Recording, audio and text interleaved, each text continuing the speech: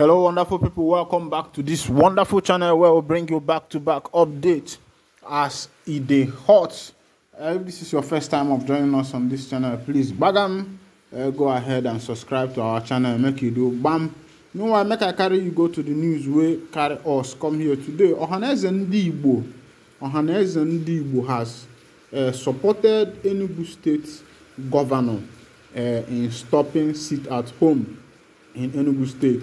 They have backed Enugu State governor to stop sit at home that has been ongoing in Enugu State. Mainly, you know that ever since Ngozi Okonjo Iwuala was extraordinary rendition from Kenya to Nigeria, Ndi Igbo has been observing sit at home in order to, I think this will show you, it shows a lot that Ndi Igbo are so much concerned about Ngozi Okonjo Iwuala, about MNK, the Ohamadike one of Ndi Igbo. Meanwhile, you know that these people that are keeping this sit at home, that nobody has ever pointed gun on their head and say you must sit at home today.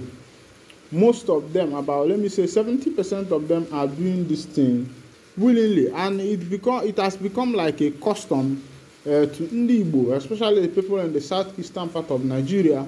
You find out that every Monday businesses don't go, transportation is scarce, school don't open and all that. But the governor of Enugu State has come and feel that he can stop this thing by force.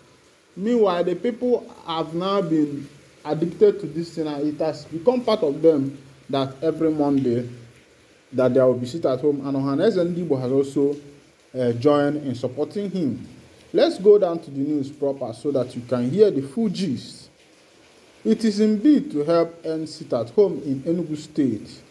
The Ohaneze Igbo Youth Council worldwide has thrown its weight behind the effort of the Enugu State governor to end sit at home menace effective Monday 5th June. The Ohaneze Igbo Youth Council worldwide has thrown its weight behind the effort of the Enugu State governor to end the sit at home menace in the effective Monday 5th June. This is coming after the directive by the Enugu State government to allow to all government parastatals, businesses, and educational institutions to resume activities across the state today.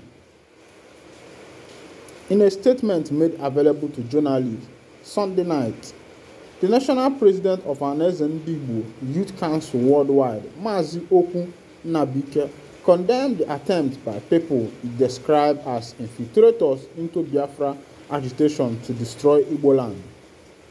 The statement reads, now that the governor of Enugu State has again made an appeal for the sit at home to end, in the collective interest of the people, our passionate appeal to all the agitators, IPOB, the Mazob, the Autopilot, the Zionists, and a host of others is that they should sheath their sword and allow normalcy to return.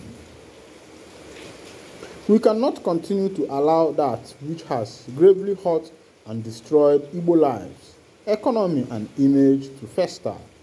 This is certainly not what Biafra stands for. We have been making demands for the unconditional release of Ngozi Okonjo Iwuala, and it will not end. We are not going to relent until the federal government does the needful, but we should not destroy our land in the process. All the leaders of the various Biafra agitators should therefore align themselves with the decision of the government of Enugu State. They should not maintain grave silence, but appeal to their followers not to do anything that will further put the lives of our people in jeopardy. The governor's statement is clearly an appeal, and all of us of Igbo land should see reasons with him. This will further prove that government is pro-mass and is committed to the welfare and safety of the people. Oku declared. You have seen what the governor of Enugu State is saying. This one is coming from the Ohaneze Igbo. They have backed up what Enugu State governor has said, that there should no more be sit at home in Enugu State. Now, on another news, another information reaching us is that Okonjo Iwuala reveals her mother was kidnapped because of the fuel subsidy. The concept of petrol subsidy removal isn't new in Nigeria. The administration of former President Jonathan, which featured the now WTO Director General, Dr. Okonjo Iwuala, as the Minister of Finance and Economic Coordinator, struggled with the same issue. The proposal to end the subsidy met with substantial resistance, including a personal ordeal involving Okonjo Iwuala's mother. In a recent viral video, Okonjo Iwuala discussed her effort to eliminate fraudulent subsidies.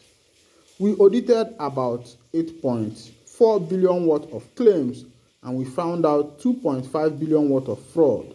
That is, many of these marketers were trying to claim 2.5 billion fraudulently, she said. This revelation was met with fierce opposition from those who benefited from the flawed system, leading to intense personal and professional repercussions for Okonjo Iwuala. In a shocking turn of events, Okonjo Iwuala's mother was kidnapped by individuals demanding her resignation. She said, "My second example has to do with a very specific one in my country, the cleanup of the fuel scarcity regime in 2012 during my second stay as finance minister. Nigeria has a physically challenging force of fuel regime.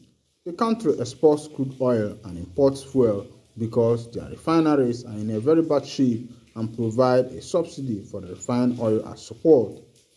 At the end of 2011, a total of $1.73 trillion US $11 billion equivalent was submitted as claim for subsidy by 143 marketers who were importing the product.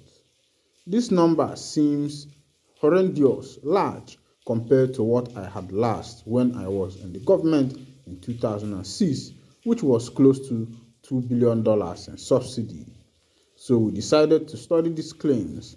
We audited about $8.4 billion worth of claims, and we find about $2.5 billion worth of fraud. That is, many of these marketers were trying to claim $2.4 billion fraudulently. With the full backing of the president and the economic team, we decided that we were not going to entertain these claims or to pay. The pressure from affected marketers was tremendous, not only to say we would not pay, but also to say we would clean up the whole mechanism for the subsidy claims and put in place something more transparent, something clearer. This did not go down well with them. When we insisted on our position of non-payment and implementation of the new verification regime, these and well-connected interests were angered and came to blame me personally for this. There were personal consequences. My 83-year-old mother, a retired professor of sociology, was kidnapped by 4 young men and held for 5 days.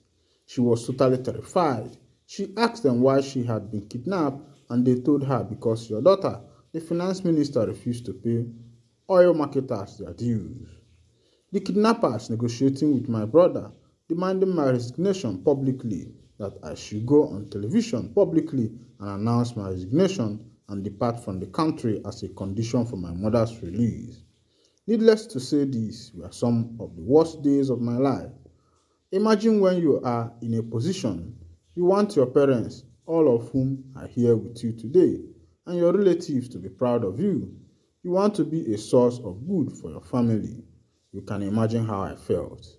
Sitting there and thinking, just because of trying to do something right, to implement a policy that was good for the country, to lead to the taking of my mother's life. These were some of the worst days of my life. With my father's support and the firm resolve of the president, we all decided I should not give in to the blackmailers, and I refused to resign. Following a manhunt for my mother by security agencies, she was able to make a dramatic escape after 5 days in captivity, where she was only given water and half of a sausage roll. So here, with the well-justified cleanup and reform of a policy, but implemented in a dangerous reform environment where the losers in the reform were the entrenched vested interests decided to fight back to derail implementation. The decision not to resign was a very difficult and risky one, but as it turned out, it worked. But on my down days, I asked myself, what if I hadn't? What if they had gone ahead and murdered my mother, as she overheard them planning to do with one of the handlers on the phone? Could I have justified trading fairness and policy and standing up to blackmailers, implementing a good policy for my mother's life? What decision would I have made? Hey, my people, I don't see as it is sup for Nigeria. So, now some cabals, they run the matter. Well, meanwhile, I'll be drawing down the curtain here. And if this is your first time of joining us on this channel, please go ahead and subscribe, like, share, comment. And also remember to on your notification button so that whenever our news enter, you could be the first. We will collect them. Thank you for listening. God bless you.